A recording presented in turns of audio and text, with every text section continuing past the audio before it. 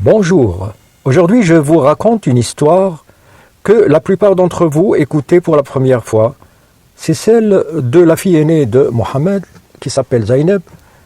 Mohammed, le prophète de l'islam, qui a brisé une belle histoire d'amour et brisé le cœur de sa propre fille. Je vous rappelle que d'après les textes islamiques, Mohammed s'est marié à l'âge de 25 ans, pour la première fois, avec une dame du nom de Khadija, qui était une riche commerçante de 40 ans, et qui était déjà mariée 2 fois avant Mohammed. 15 ans plus tard, on nous apprend que Khadija a été la seule personne à avoir annoncé à Mohammed qu'il était prophète, en faisant un test ridicule. À qui pensez-vous qu'elle ait fait ce test? Elle a fait ce test à l'ange Gabriel, en présence de Mohammed. Mohammed qui était terrorisé par un être étrange, que seul lui pouvait le voir. Et Khadija a fait ce test pour convaincre son époux qu'il n'était pas possédé. Khadija, une femme intelligente et très commerçante, craignait pour la santé mentale de son mari. Mais en tant que femme d'affaires, elle craignait aussi pour sa réputation et son commerce. Nous allons voir comment elle avait démontré à Mohammed que l'être qui le suivait n'était autre qu'un ange et pas un démon. Si cette histoire était véridique, bien sûr, le prophète supposé n'aurait pas eu besoin de sa femme pour le rassurer. Rappelons que la biographie de Mahomet a été écrite par un certain Ibn Ishaq, qui est lui-même descendant de parents chrétiens d'Irak, et qui n'avait écrit cette biographie, pas de sa propre volonté, mais 130 ans plus tard après la mort de Mohammed, et en plus, sur ordre du calife Abu Ja'far el-Mansour. Et devinez où? À des centaines et même des milliers de kilomètres du lieu des événements, c'est-à-dire de l'Arabie. Donc, bien loin de la région où aurait vécu le prophète de l'islam. Donc, si ce n'était Abu Ja'far el-Mansour, qui avait commandé l'écriture des épopées d'un lointain ancêtre, on n'aurait jamais eu cette biographie.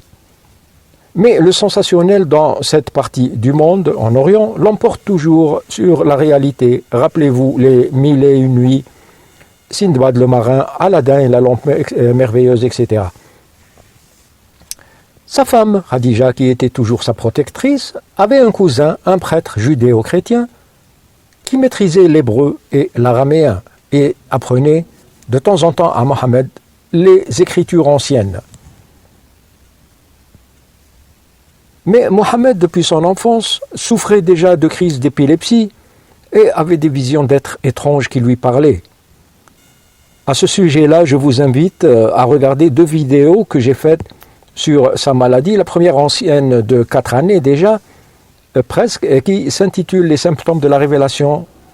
Et la seconde vidéo qui est plus récente, c'était un live avec mon ami Béber sur la chaîne Koufre.fm qui s'intitule « Le prophète, sa maladie et ses tentatives de se jeter dans le vide ».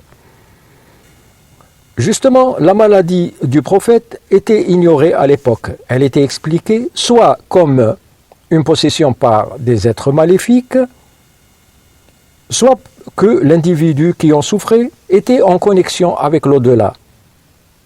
Et c'est ce que Khadija a réussi à convaincre Mohammed et certaines personnes crédibles de son entourage.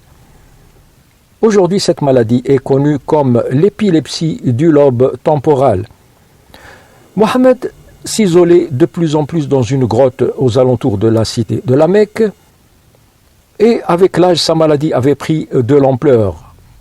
Arrivé à l'âge de 40 ans, donc son imaginaire lui a joué un mauvais tour, alors qu'il était dans la grotte, en lui faisant croire qu'un être étrange l'avait presque étranglé, et il s'est cru possédé par le démon. Il retourna terrorisé chez sa femme, en tremblant et ruisselant de sueur. Il a demandé à Khadija de le couvrir. C'est ce qu'elle fit, et pour le rassurer et l'apaiser, elle lui demande de s'asseoir sur sa cuisse gauche. Mohammed s'exécuta et s'assieda sur sa cuisse gauche. Alors elle se découvrit la tête et demande à Mohammed « Est-ce que tu vois cet être toujours? Est-il là avec nous dans la pièce ?» Mohammed lui répondit « Oui, il est toujours là ». Alors elle lui demande alors de s'asseoir sur sa cuisse droite. Mohammed s'exécuta et s'asseya sur sa cuisse droite.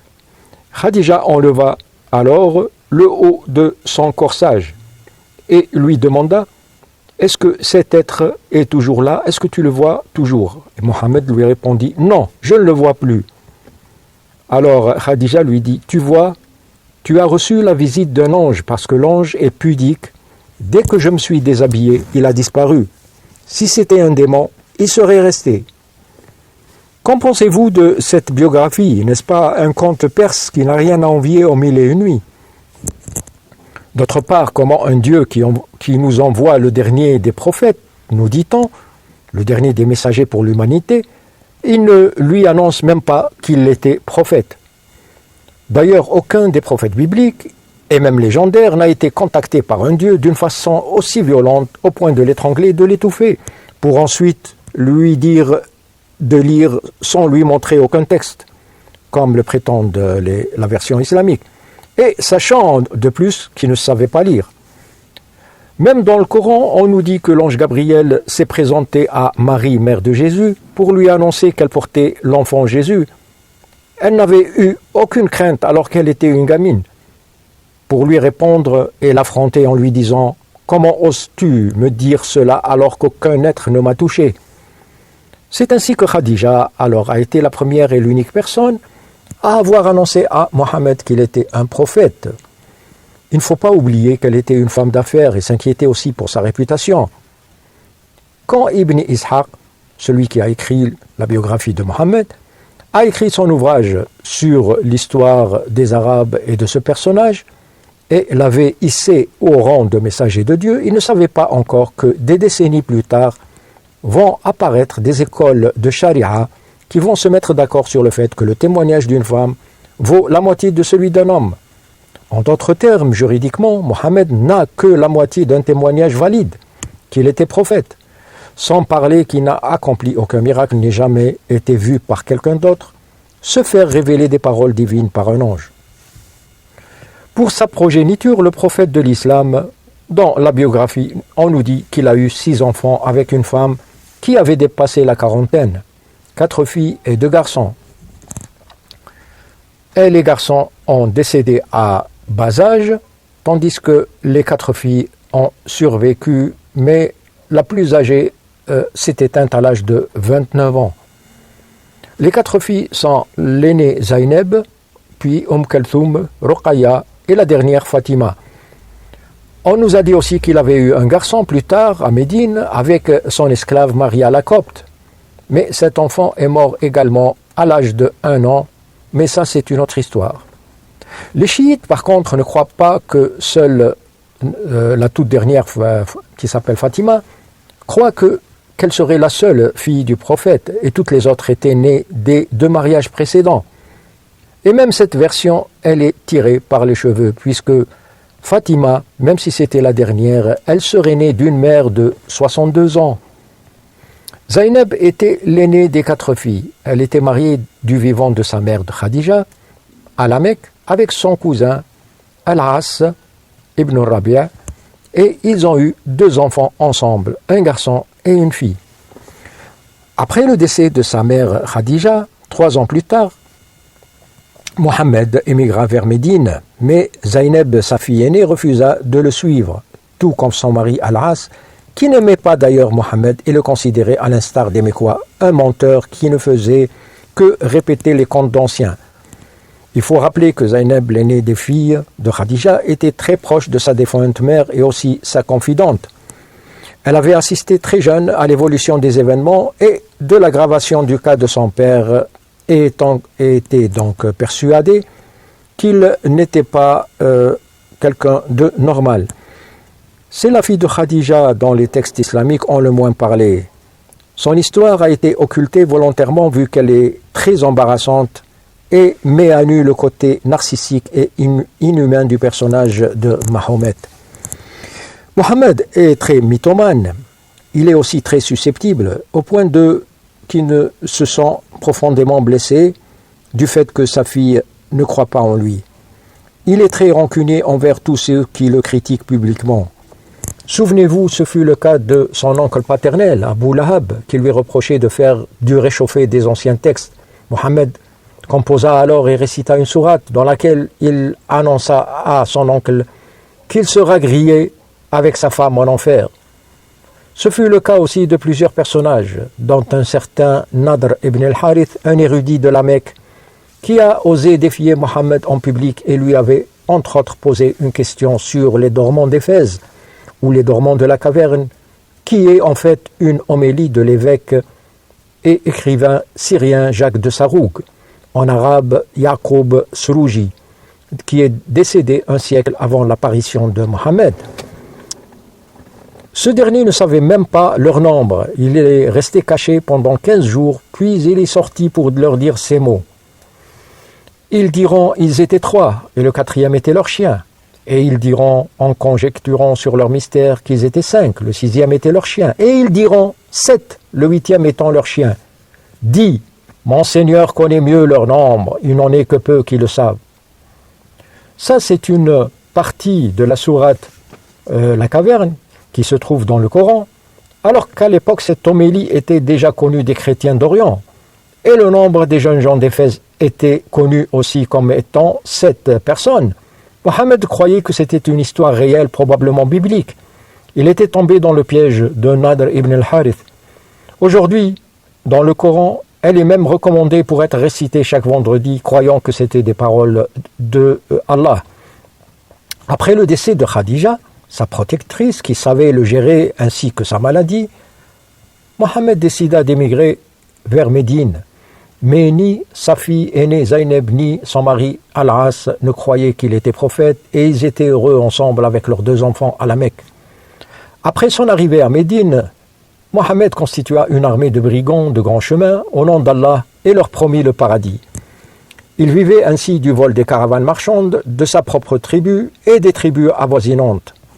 2 ans plus tard, le commerce de la Mecque s'est vu affecté par le pillage des caravanes de Quraysh par Mohammed et ses hommes, et la confrontation est devenue inévitable.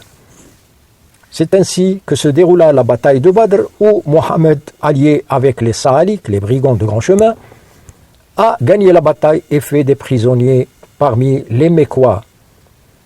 La plupart des prisonniers ont été échangés contre des rançons, sauf 3 hommes que Mohammed a refusé de libérer. Il s'agit de l'érudit de la Mecque, Nadr ibn al-Harith, qui a ridiculisé Mohammed devant la foule. Et le second était Uqba ibn Abi Mu'ayth, l'ami intime de Nadr ibn al-Harith, et qui s'était marré le jour où Mohammed a été mis en difficulté par son ami. Et le 3e, devinez c'était qui? Eh bien c'était son gendre, Al-As, le mari de la fille aînée Zaynab. L'érudit Nadr ibn al-Harith et Uqba, son ami, ont été décapités sur ordre de Mohammed car il ne leur a jamais pardonné de l'avoir défié et ridiculisé en public à la Mecque. Pour Al-As ibn Rabi'a, le mari de sa femme, son gendre, il sauta sur l'occasion pour faire un chantage et les obliger à divorcer. Zaynab, ayant su à propos de son mari, a envoyé pour racheter la liberté de son époux le collier d'or qu'elle avait hérité de sa mère Khadija et que Khadija portait de son vivant. Quand le collier est arrivé à Médine, Mohammed l'a reçu comme une gifle, puisqu'il l'a aussitôt reconnu. Il s'est souvenu de cette dame qui, en plus d'être sa femme, était son employeur et était en même temps, comme sa mère, pendant 25 ans, protectrice, et elle l'avait repêché de la précarité. Accepter le collier de la défunte Khadija comme rançon devant les gens à Médine a été trop gênant pour lui et déshonorant. Mais en échange, il le remit à son prisonnier, Abu al-As et son gendre, et le laissa repartir sous condition qu'il lui donne sa promesse qu'en arrivant à la Mecque, il divorce sa femme Zaynab et la lui renvoie à Médine. Comme s'il exigeait d'elle une conversion forcée, c'est plus fort que lui. Mohammed ne supportait pas que la plus grande de ses filles ne croie pas en lui qu'il était prophète. Son ego prit le dessus, surtout même sur le bonheur de sa fille. Il fallait qu'il l'oblige à le rejoindre à Médine, même au prix de sa séparation de ses 2 enfants et de son époux. Abul As était un homme de parole. En revenant à la Mecque, il raconta le chantage qui lui a été fait par son beau-père. Et Zaynab, qui refusait de divorcer, accepta de se rendre à Médine et d'aller affronter Mohammed et en même temps honorer la parole de son époux. Cette histoire sur la cruauté du prophète, même avec les membres de sa propre famille, vous l'entendrez jamais dans les discours des cheikhs et des imams. Zaynab a quitté la Mecque, accompagnée par 2 gardes, en laissant derrière elle ses 2 enfants et son époux. Pire encore, Zaynab était enceinte du 3e enfant. Devinez ce qui lui arriva en cours de route. Elle fut attaquée et pillée par des brigands, et conséquence de ce malheureux voyage, elle perdit son enfant. Et quand Mahomet apprit ce qui lui est arrivé, il demanda à ce qu'on retrouve les assaillants et de les brûler vifs par le feu. Puis il changea d'avis, parce qu'auparavant il disait toujours à ses compagnons que seul Allah punissait par le feu de l'enfer. Ainsi, leur châtiment fut de leur couper les mains et les pieds opposés et de les laisser errer dans le désert. Vous voyez comment Mohammed, il a aussitôt ressenti cette injustice pour une fois dans sa vie, quand c'est lui ou les siens qui sont devenus de l'autre côté et deviennent victimes du brigandage. Zaynab a vu que son père, une fois arrivé à Médine, ainsi que ses compagnons, ils vivaient tous de l'esclavage et des butins des razzias sur les tribus et les caravanes, ainsi que sur ceux qu'ils ont récoltés des 3 tribus juives de Médine qu'ils ont expulsés et dépossédés de leurs biens et de leurs champs. Alors qu'à la Mecque, elle s'est souvenue que sa mère Khadija avait appris à Mohammed le métier de commerçant en lui ouvrant un nouvel horizon et la possibilité de voyager et de côtoyer les gens de valeur. Lui qui était dans son enfance et sa jeunesse dédaigné et méprisé par son entourage et sa tribu, on l'appelait même le môme d'Abu Taleb. Abu Taleb était son oncle paternel et le père de son cousin Ali. Arrivé à Médine, après ses périples, Zaynab fut malgré elle séquestrée loin de ses enfants qui sont restés à la Mecque. Mais elle a continué de souffrir physiquement et moralement de ce qu'elle a enduré lors de son agression, lors de son voyage forcé, et qui se trouve de plus en plus aggravé par sa tristesse de vivre éloignée de son époux et de ses enfants. Ceci est la conséquence du narcissisme du prétendu prophète, qui avait besoin de se rassurer lui-même de sa prophétie, même aux dépens du bonheur et de la vie de sa fille. De son côté, son mari, Abul As, avait repris son commerce caravanier entre la Mecque et la Syrie. Mais l'histoire ne s'arrête pas là. Un jour de retour de Syrie, la caravane d'Abul As fut attaquée par les hommes de Mohammed, qui ramenèrent le butin à Médine. Abul As, qui était le survivant de cette attaque, laissa ses compagnons repartir vers la Mecque sans les marchandises. Et il se dirigea seul la nuit vers Médine, où Zaynab était retenue malgré elle par son père Mohammed. Il se faufila la nuit dans la cité et arriva à rejoindre sa femme. Le lendemain, Mohammed le sut, mais Zaynab déclara à son père et ses compagnons qu'Abul As est désormais sous sa protection et que personne n'oserait l'approcher. Et Mohammed, devant le fait accompli, essaye de se racheter devant sa fille et demande alors à ce qu'on lui restitue sa marchandise. Abul As refuse de quitter sa femme, qui continuait à souffrir des conséquences de la fausse couche et de la perte de son enfant suite à l'agression qu'elle avait subie durant le voyage forcé qu'elle avait entrepris entre la Mecque et Médine.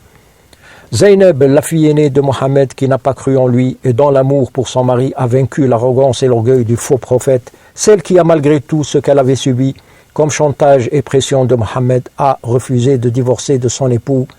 Elle est enfin décédée à l'âge de 29 ans suite à sa maladie. Et elle fut inhumée dans un cercueil comme elle l'avait demandé. Preuve de plus que Zaynab ne s'est jamais convertie à l'hérésie mahométane. Elle est restée judéo-chrétienne comme sa mère Khadija et le défunt Waraqa ibn Nawfal, maître en religion de Mohammed à ses débuts. Il est extrêmement rare que cette histoire d'amour soit racontée par les imams dans les mosquées. Elle susciterait des interrogations dans les esprits de ceux qui essayent parfois de réfléchir par eux-mêmes et se demander par exemple pourquoi la plus grande des filles de Mohammed, celle qui a été normalement la confidente et la plus proche de sa première femme Khadija en tant que fille aînée, pourquoi avait-elle refusé de croire que Mohammed recevait des révélations divines? Dans les textes islamiques même, on ne nous dit jamais que Khadija, qui l'avait apaisé en lui disant qu'il recevait des révélations, était devenue musulmane. Khadija ne l'appelait jamais messager d'Allah, ou encore Khadija ne faisait jamais la prière musulmane. Alors, mes chers musulmans, prétendez-vous connaître Mohammed mieux que la femme qui avait vécu avec lui 25 ans, qui le soignait et le protégeait, et mieux que sa propre fille? Merci pour votre fidélité et n'oubliez pas mon livre « Les vices cachés et apparents de l'islam et du Coran » qui met à nu plusieurs aspects occultés des textes islamiques avec des analyses percutantes et sourcées. La version française est sur Amazon.fr et la version anglaise vient de paraître justement. Elle est intitulée « Religious Schizophrenia of Islam and Quran ». Elle est sur Amazon.com.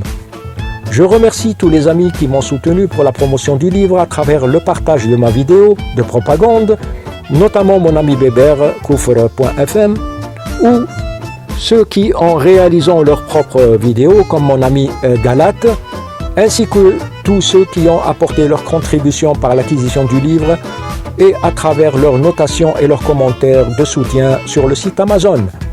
Merci à tous et à bientôt.